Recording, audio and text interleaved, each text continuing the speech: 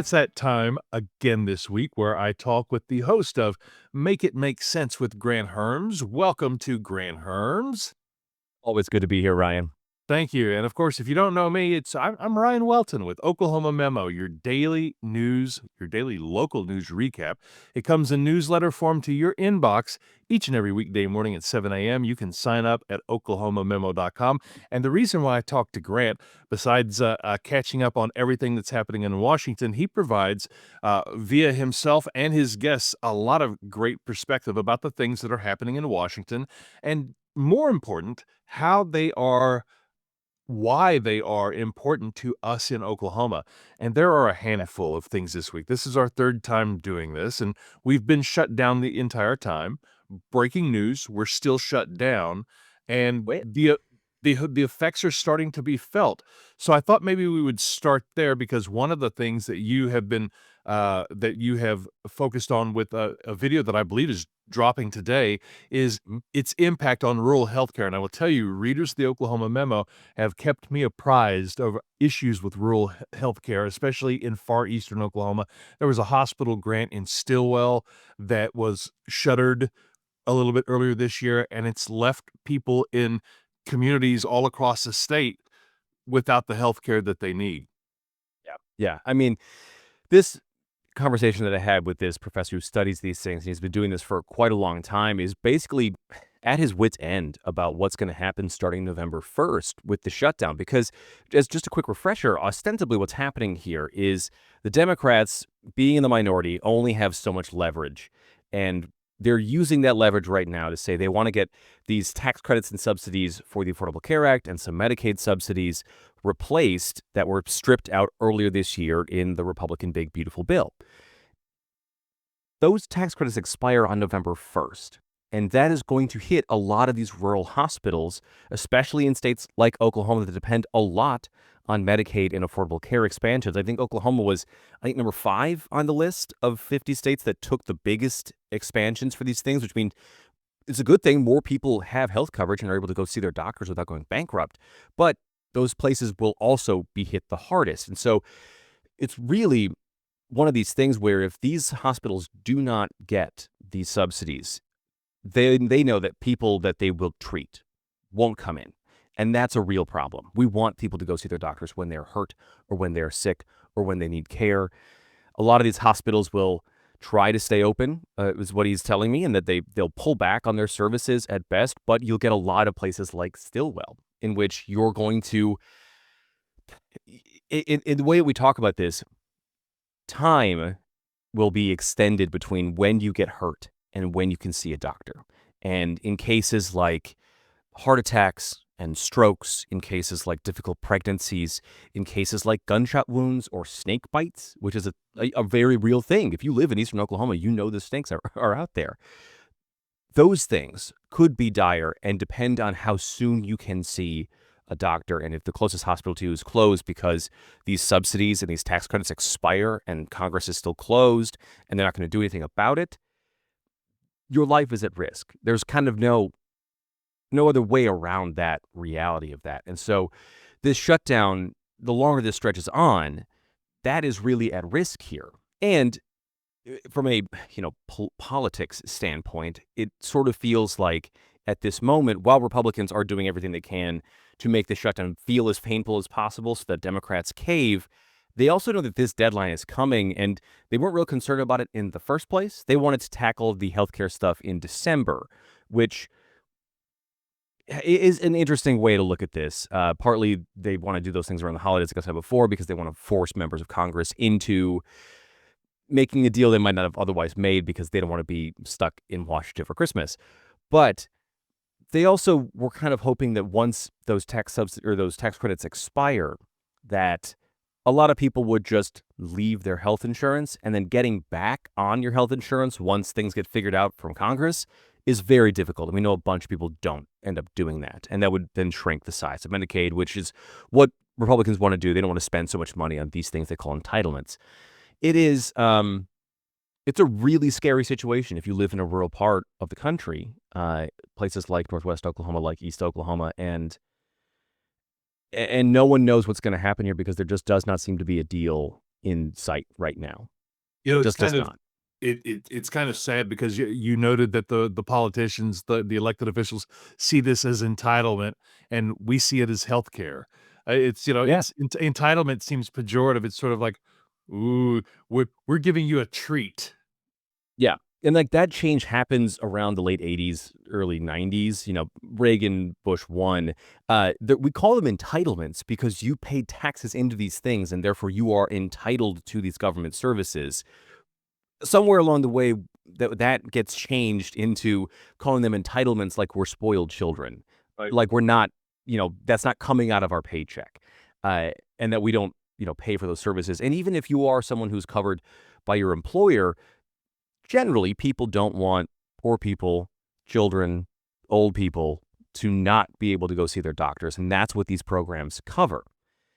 There's also a fear here, and there's been a long-held fear that if these hospitals get squeezed so much that they're going to cry out, and the reaction from Congress is going to be to undo a law that the acronym is EMTALA. It's not really important that you know exactly what that is. Ronald Reagan signed it into law in the 1980s, and it is how we understand the idea that if you show up to an emergency room, that hospital has to treat you, their duty of care, and they get reimbursed from the government in part for that. That already happens.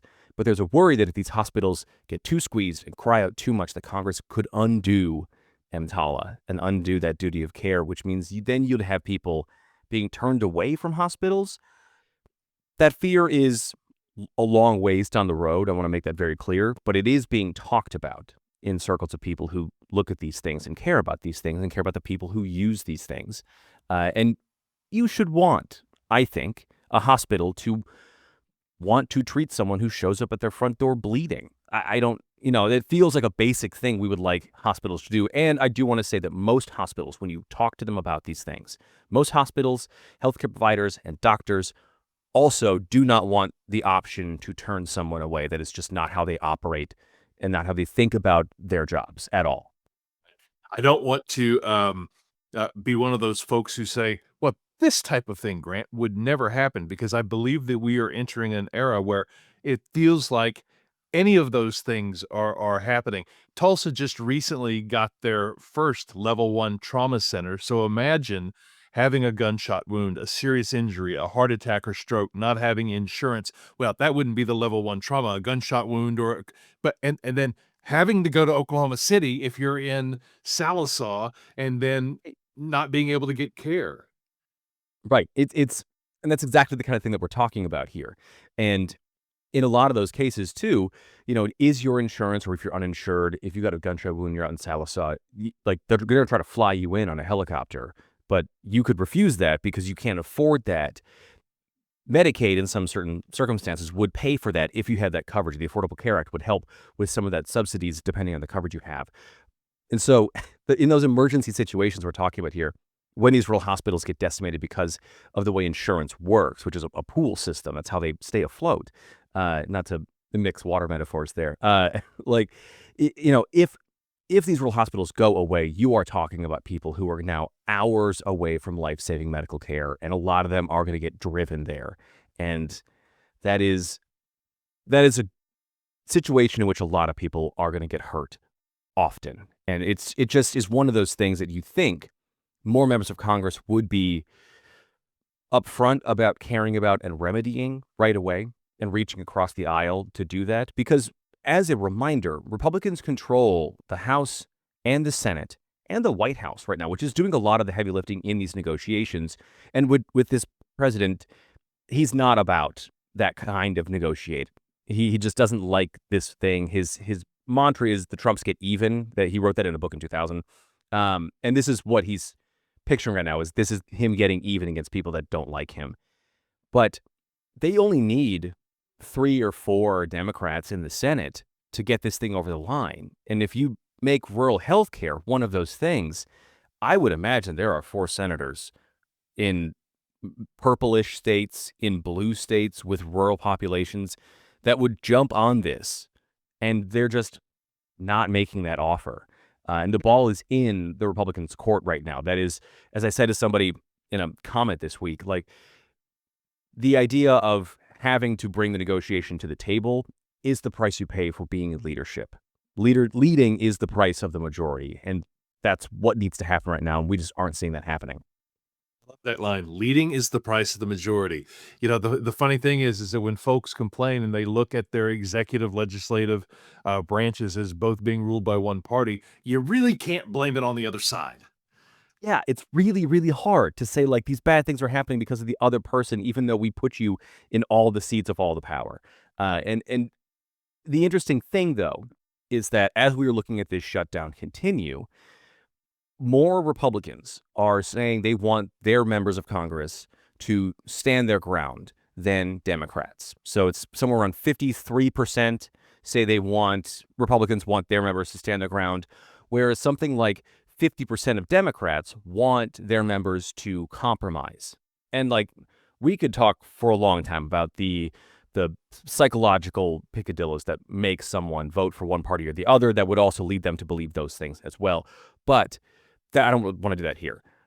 It's interesting that just a few weeks ago when this thing started, more people blamed the president and Republicans than Democrats, and now we're starting to see that shift, that it does feel like to Americans that the Democrats are the fly in the ointment here, and they want them to compromise, even though all the things that we're talking about now, especially with rural health care, are likely going to happen if the Democrats cave. It's a really interesting moment to understand how people think about their world and the people around them and in the broader circles of people they might not know. Do you have a sense that the November 1st deadline would be the thing that brings them together? Is this the issue that ends the shutdown? I I don't know. I mean, I think I said the first week that I gave it a 50-50 shot that this shutdown was going to end in a week. Mike Johnson said that the Speaker of the House, Mike Johnson, said we're barreling towards the longest shutdown in history. He said that Monday, the longest shutdown is 35 days. We were at day 14, 16 when that happened. So if he's already planning on doing this for another 25 days, I don't know. It seems like everybody in their brain has November 1st as a deadline. I think the Democrats want that deadline so that they could try to force Republicans to come to the table. I think Republicans want to blow through that deadline to basically make the Democrats' point on this null and void. And so if they could stick this out and the subsidies expire, well, then they're like, well, what are you yelling at us about now? The thing you want is over. And why don't we all just pass the government funding the way that we wanted, and we'll see you in December. So I don't know. It's a little bit of a war of attrition right now. And as is all things when the government shuts down, when this happens, it's way more than politics. Real people are being hurt. Right. And I think as soon as we start seeing the stories from folks who have loved ones die because they don't have access, it will take time and it will take real pain and real tragedy for folks to step up and make their voice heard. You know, I want to talk about something that was in your episode from yesterday. And just to remind folks, your podcast is called Make It Make Sense with Grant Herms. You got to put the with Grant Herms, Hermes, in there to find it. However, it didn't catch me off guard, but it made me think, oh, I don't really? This is where we're at? But the Supreme Yeah. Court now has an appetite to sort of lessen the weight of the Voting Rights Act. And I want you to explain it because it's not like they are going to literally manually disenfranchise people of color from voting. They're not taking away your voting rights, but they are deadening, truly deadening the impact of the vote in minority communities. Yeah. So to understand this court case, and really quickly, what this case is some folks in Louisiana in 2024, when Louisiana drew its new district map. I should say in 2022, it drew its new district map. That map only had one majority black district, despite the fact that the state of Louisiana is about a third black. And under the Voting Rights Act, those districts need to be apportioned in a way that is representative of the racial populations of the state you're in. The Voting Rights Act of 1965 was written that way because it was trying to stop Jim Crow South styles of election laws and processes. We are talking poll taxes, we are talking literacy tests, we are also talking carving up Black and brown communities in a way that dilutes their power or shoves them all into one district. And like, you could look at this map, and I've got it in the episode. This district stretches across the entire state of Louisiana, just about. It looks like a little belt, kind of going from like the notch of the boot of Louisiana all the way up to like, the mid thigh, I guess. It'd be a very stylish shoe, to be honest, if you saw it in the store. But like, yeah.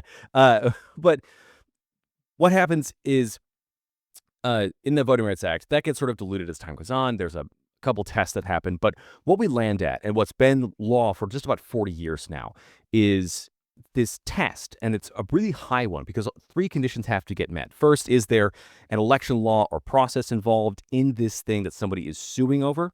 Does that law interact with some sort of social or historical context in which minority groups in that state have been actively disenfranchised?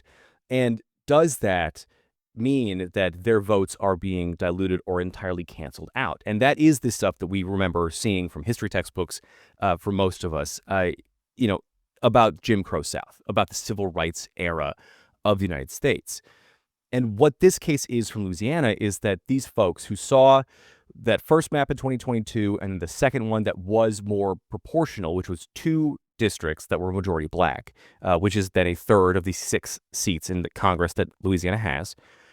These folks who sued, who are non-African American voters, which is what they label themselves in this lawsuit, said that that was a violation of their equal protection rights because they lived in these districts. The idea that this has been an idea that people have held for a long time in conservative circles, particularly Chief Justice John Roberts of the Supreme Court right now, who has spent the better part of 40 years, just over that, trying to dilute this part of the Voting Rights Act. He sees it as broadly unfair. He was called a zealot by a former civil rights attorney for the Reagan Department of Justice against the VRA. What these folks believe is that their rights are being diluted here. But when you look at the Voting Rights Act, it is taken in the totality of the state. And so that then means that you can have these 2 racially aligned districts because the rest of the state is majority white still. And I know people don't like talking in terms of race like this. I know that this makes them uncomfortable, but this is the reality of what the world was coming out of 1965 and frankly continues to be in a lot of states. And so this case seems poised to gut that entire section that basically says you can't discriminate against somebody based on their race when you're drawing an election map or your election processes. And it is a full gutting of what the Voting Rights Act is about. And the court seems poised to do that. We don't have a ruling yet. They just heard this case 2 days ago.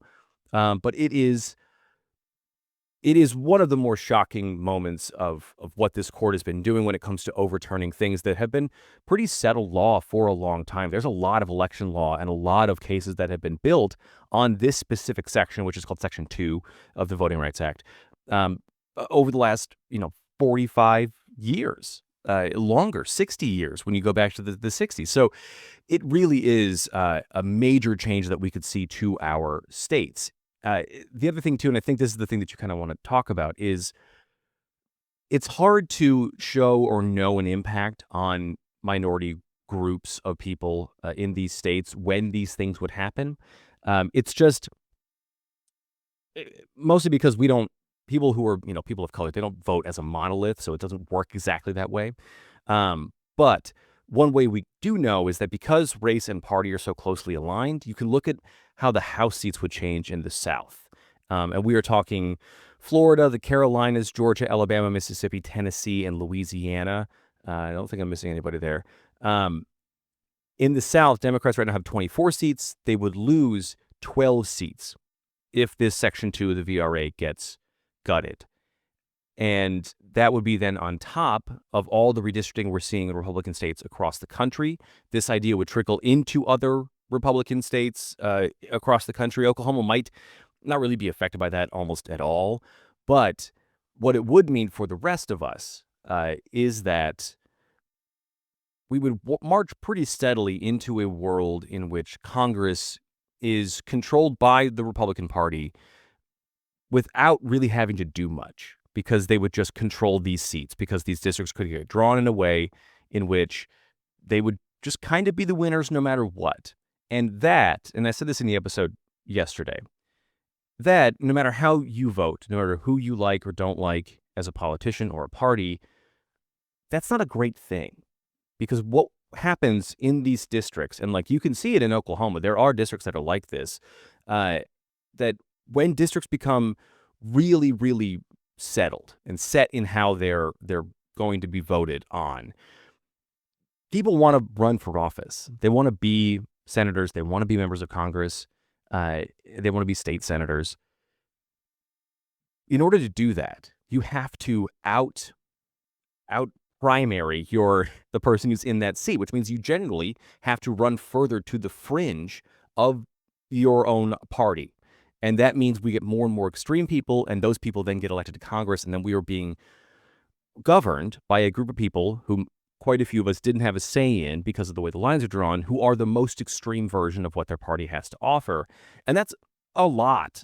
That's a lot of trouble for a lot of people who maybe don't intend it, but also that might just be the reality of where this thing heads. And again, as with also the hospital thing we talked about before, there are lots of roadblocks that'll happen in front of that. But in a vision of how this thing ends without anything stopping it, that's where we go. So, in a world where you have to move to the extreme of whichever party you're in to get elected, the real danger I see there is that as those people get elected, there is sort of a justification by result, and it normalizes those types of opinions.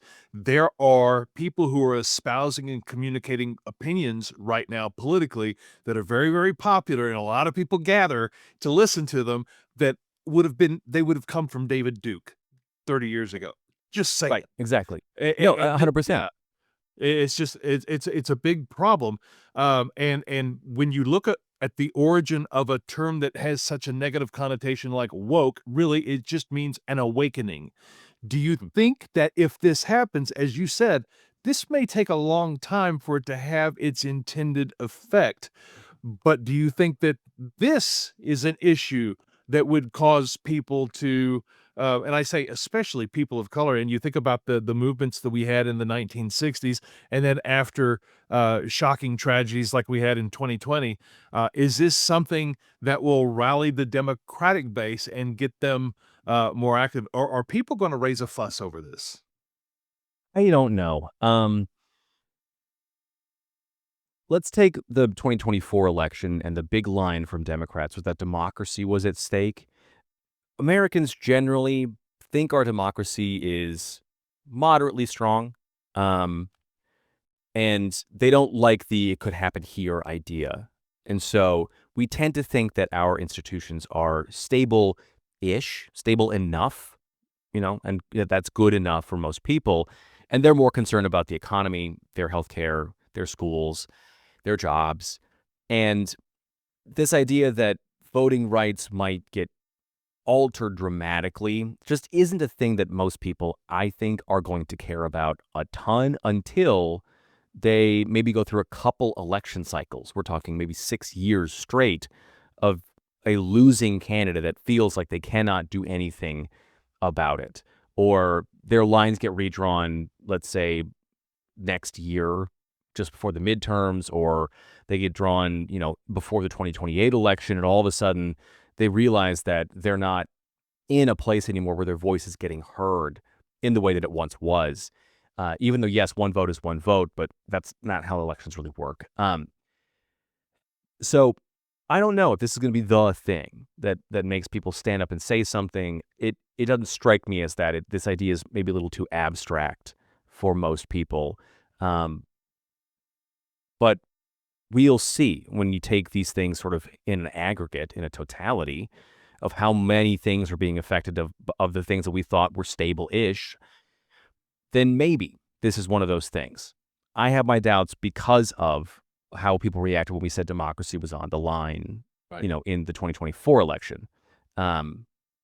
Yeah, we'll see about that one. It does feel a little too far in the weeds for people, as most things are when they come out of the Supreme Court. And that is kind of by design of both members of the Supreme Court for a long time, but also just the way that it is. It's not really for the public, necessarily. But we'll see. I tend to doubt it, though. I tend to agree with you, and it's not. Whereas rural healthcare, if you live in a rural place, that's going to have a real impact on grandma or grandpa, or your aunt or uncle or cousin, Yeah. and it's going to be a big. By the way, this is a perfect segue into what's happening across the country and, frankly, across the world this weekend with No Kings rallies.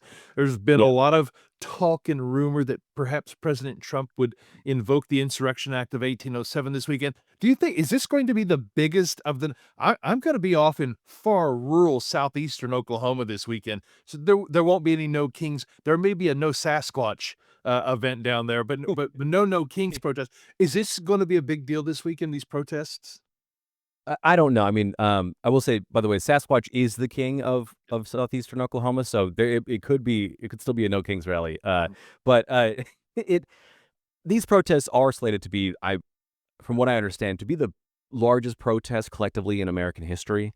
Um, there are dozens across cities. There expect to be millions of people to show up to these things. The rumblings that the president might invoke the Insurrection Act here, I think is a real thing we should pay attention to, given how the White House just last week was actively talking about how and when to invoke the Insurrection Act. They're having real hardline discussions about that. Stephen Miller coming out on CNN saying the president has plenary authority, unchecked authority to send troops wherever he wants. You've got troops still staged outside of Portland, even though a judge this week extended her stay order on that to stop them from going into Portland.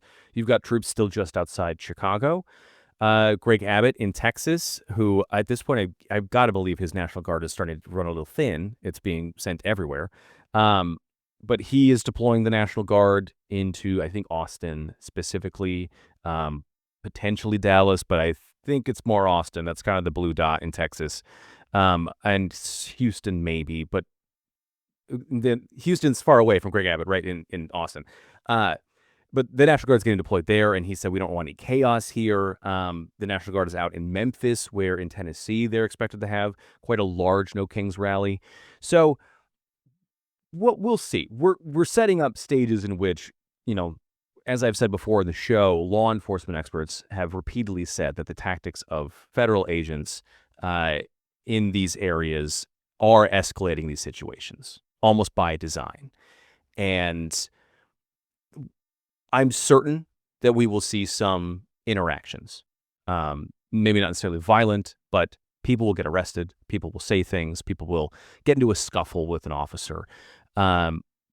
Whether or not that rises to a level in which the president thinks that is tantamount to rebellion and that therefore he can invoke the Insurrection Act, I think that's a long shot. And there, like I said before on this show and on mine, there are states who have lawsuits ready right now for when the president invokes the Insurrection Act to sue and to stop it. And that will be an emergency order. That'll be an emergency case to whatever court that is, in whatever state that is. I mean, if there are enough of these states, because we don't have exact numbers on those things, at least I haven't heard them, and the people that I've been talking to from, these states could just file them immediately in all of their states. So I don't know. I think that just as I said last week, the important thing about the No Kings protest is that, well, one, the organizers of it, a group called Public Citizen, whom I've talked to on my show as well, they do really fantastic work about corporate governance and how, we regulate corporations. But they've had this going for a while. But it's that in this moment right now, when so many people feel like their voices aren't being heard, we still have rights and freedoms, and the most important thing for us to do is to use them. And as long as these protests don't get wildly out of hand, which it doesn't really seem like they did in the first time around, and it doesn't really seem like they're planning on doing that again, then I think that this is an important moment for things like freedom of speech and general American freedoms. And yes, I know that the Republicans have frequently said that, these are backed by Antifa or they're anti-American rallies or whatever. And like, one, Antifa is a ideology according to the FBI, this FBI, and not an organization. But two, that there's just no evidence that that's the case, that there's any money flowing into these, Antifa-related groups, or that it's an anti-America rally. I mean, foundationally, it's about not having a king, which is potentially the most American thing you could think of. So we'll see. It will be, at the very least, a demonstration for the history books, no matter what happens here, one way or the other. Yeah. I'll be paying attention to it this weekend for sure, just to see what happens. But I'm also going to be paying attention because I got to drive to southeastern Oklahoma, and I'm not sure when it's dropping, Grant. But just quickly tell us about the interview that's coming out today. It's Friday, October the 17th. This conversation that you're having about rural healthcare that I think is real timely, and tell folks all the places you are. I keep referring to a podcast, but Grant Herms is more than a podcast. I am. I'm contain multitudes, Ryan. So it is. So this conversation is with a professor here at the University of Michigan. I live in Detroit, but he focuses on rural healthcare and the effects of that, and kind of understanding how we got to where we are now, in the way that hospitals in rural parts of the country have to exist. And a lot of that is by choices that we have made. A lot of it is just what happens then after these hospitals close, because I don't think I mentioned this. If a hospital closes in your town and you live in a rural place, that hospital is also likely the largest employer in your town. And so then what we're talking about is people being forced to look for jobs that don't exist in those places, or more often they leave and they hollow out these places where people have lived for generations because there just isn't a place for them to work and they cannot survive. And that's the kind of conversation that we're having. So that should drop this afternoon. I try to get it out about 4 o'clock for your drive home at 5 or 6. Sometimes, depending on my day, it's a little after that. But hey, I set my own deadlines now. But you can also find that, on Apple, Spotify, wherever you get your podcast. You can also subscribe to the Make It Make Sense with Grant Herms Substack. That is where you'll also find the podcast there. I am doing a weekly wrap every week on Fridays that is all about the stuff you might have missed from Make It Make Sense from both the podcast. I do analysis and original reporting every Wednesday. And that is for paid subscribers. It's just $5 a month. But you can subscribe for free and still get the podcast, the newsletter, a new coming newsletter that's coming in about a month that I think a lot of people are really going to like. I don't want to spill too many beans about that right now. But it is very exciting. So if you want to get that, it's also free at the Substack as well. I'll have links to the Substack and to the podcast channel in the show notes here and in the YouTube description. And I would encourage folks to connect with Grant on whichever platform you like the most, because the thing that you bring to the table, and I'll say it every week until folks finally understand, is you bring a Civics 101 sensibility to the issues that are important nationally and at a state level here in Oklahoma. And you tie it back to stuff that we were taught in 7th and 8th grade, which I think is really great because, old folks like me, we need reminders. We need reminders of how this government is supposed to work for the people. Grant Herms. I didn't, Yeah. of course, I would say I didn't care about some of that stuff when I was 13, learning them in 9th grade, right? But now they matter to me. And now I'm curious about those things. And so are so many other people. And so I love when people reach out and ask me these questions because it is just the best way to know where people are at. And I love answering those questions because I also think that it's important that we sort of share in these things too. So, Ryan, really, thank you so much, man, for having me on again. I can't wait to talk to you next week. You are very, very welcome. One of the great things about America is that as people learn, they start to get involved, and that's amazing. Yes, absolutely. Grant Herms, Make It Make Sense with Grant Herms. My name is Ryan Welton with Oklahoma Memo, your daily local news recap. It's a newsletter at oklahomamemo.com. You can sign up for it, and if you see this video and you like it, subscribe, share with a friend, leave a comment. We'll answer questions. I haven't gotten to some of the questions from the past couple of weeks if we have them, but we'll have a questions episode at some point. And until next time, for Grant Herms, I'm Ryan Welton. Take care.